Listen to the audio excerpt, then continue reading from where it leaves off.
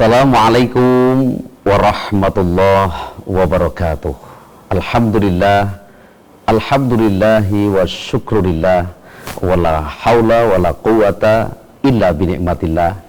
Ashhadu an la ilaha illallah wahdahu la syarikalah, wa ashhadu anna muhammadar rasulullah la nabiyya ba'dah. Allahumma salli wa sallim wa barik ala hadhan nabil karim al-mustafa Muhammad ibni Abdillah wa ala alihi wa ashabihi wa man ittaba'al huda ila yaumil qiyamah. Amma ba'du. Para pendengar, para pemirsa, jamaah sekalian, mari kita senantiasa memperbaharui keimanan kita kepada Allah Subhanahu wa taala. Iman perlu kita perbaharui selalu. Jangan sampai downgrade, jangan sampai terjun bebas, jangan sampai mengalami satu fluktuasi yang ketika turun ke bawah tidak sempat kita katrol naik lagi. Al-iman yazid, kadang naik, iman yangkus, kadang turun. Nah, iman kita perbaharui terus menerus sehingga kita mendapatkan nikmatnya mencintai Allah dan Allah akan mencintai kita. Maka langkah yang pertama, para jamaah, para pendengar, para hadirin sekalian, yaitu syukur nikmat ini kata kunci supaya hidup dan kehidupan manusia ini bertambah hari, tambah usia, tambah umur, berganti waktu, semakin hari berkualitas kehidupannya. Syukur nikmat adalah cara kita untuk mendapatkan yang namanya perhatian dan kecintaan dari Allah. Cara mendatangkan yang namanya mahabbah, yaitu cara kita mencintai Allah, otomatis kita akan dicintai oleh Allah Subhanahu wa taala. Azkuruni azkurkum washkuruli wala takfurun. Yang kedua, para jamaah sekalian, salawat serta salam kita haturkan kepada baginda Rasul Muhammad sallallahu alaihi wasallam. Mengapa demikian para jamaah sekalian? Akhir-akhir ini banyak orang yang bimbang, banyak orang yang bingung, tidak percaya diri, orientasi hidupnya itu ke kanan, ke kiri, tidak pasti. Maka kita butuh yang namanya guidance, kita butuh yang namanya arah, kita membutuhkan yang namanya kepastian langkah, sehingga hidup kita ini akan teratur. Meski dinamika itu pasti ada, tetapi hidup kita ini akan mengalami satu yang namanya peningkatan, tidak hanya kuantitasnya tapi kualitasnya. Mengapa? Karena kita dituntun, kita diberikan arahan, kita diberi contoh dalam bahasa yang kita kenal di dalam Al-Quran, namanya uswatun hasanah. Laqad kana lakum fi rasulillahi uswatun hasanah. Jadi kalau kita ini punya teladan Bapak Ibu, itu enggak susah. Cara kita untuk menentukan arah dalam kondisi apapun, beserta siapapun, ini nanti kalau kita sudah punya kerangka, ya, kehidupan ini kan perlu kerangka Bapak Ibu. Yang namanya layangan saja ada kerangkanya, orang hidup nggak ada kerangkanya. Seperti manusia ini loh Pak, manusia ini ambil jawarih dari ujung rambut sampai ujung kaki, ini perlu kerangka, namanya tulang. Ya kalau nggak ada kerangkanya lemes. Orang hidup kalau nggak ada guidance-nya, nggak ada aturannya, nggak ada contohnya, nggak ada teladannya, dia tidak teratur, berserakan. Ya ibaratnya kita main biliar tuh Bapak Ibu ya, sekali kena sodokan masalah, biar langsung seluruh bola lari ke kanan, lari ke kiri, lurus, ya tidak tentu arahnya. Hidup juga demikian, kita diterpa masalah satu dengan masalah yang lain, ada masalah lagi, ujian satu datang, ujian yang lain datang. Kalau kita ini punya tujuan arah, kita punya yang namanya aturan yang harus kita taati, maka kita tidak akan bimbang dan tidak akan bingung lagi.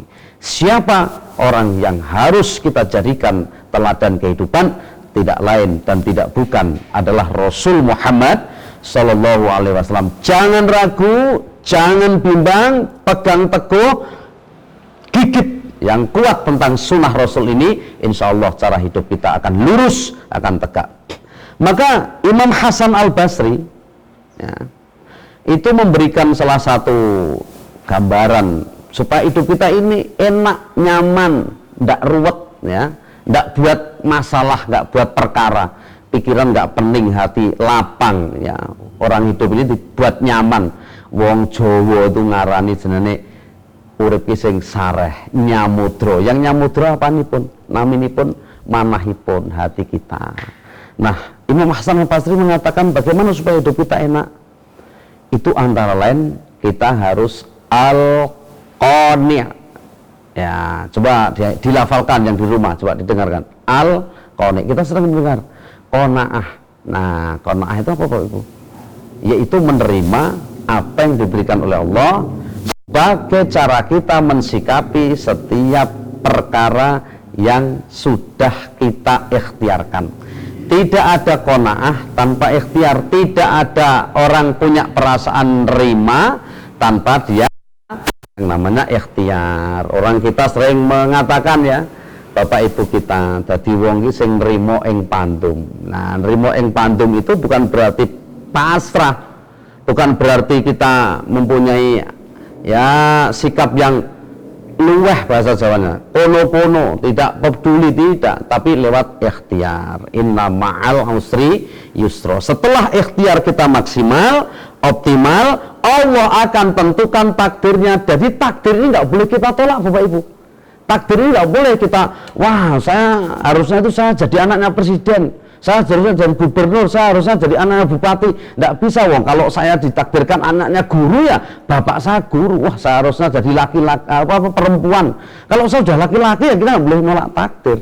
Wah saya pengennya itu harusnya jualan soto misalnya, kok saya ditakdirkan jualan misalnya serandal jepit. Ya serandal jepit itu adalah ikhtiar kita. Allah mentakdirkan kita untuk supaya kita menemui jalan keluar namanya ikhtiar yang baik.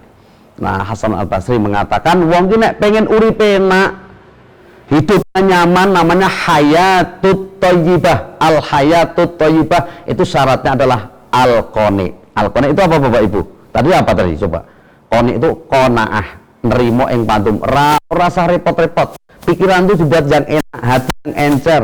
Ada masalah sedikit mikir, tetangga bangun rumah pusing, tangga beli motor hatinya berdedek, tetangga punya istri baru kita pengen lagi ya kelakon, nanti kita konturu jopo ya Bapak Ibu ya. Nah yang kedua, Abdullah Ibnu Abbas mengatakan juga orang pengen hidup enak, orang pengen hidup nyaman, itu antara lain Bapak Ibu sekalian kita harus mempunyai nama rizkun halal.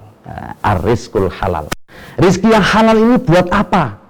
Supaya pikiran kita tenang. Coba bayangkan ibu-ibu, bapak-bapak, cara kita cari rezeki dengan mencuri, kan kita nggak tenang, pikiran kita mesti wah kemerungsung Bapak Ibu. Namanya saja perbuatan yang tidak baik, perbuatan kemaksiatan itu pasti ada yang namanya apa Bapak Ibu?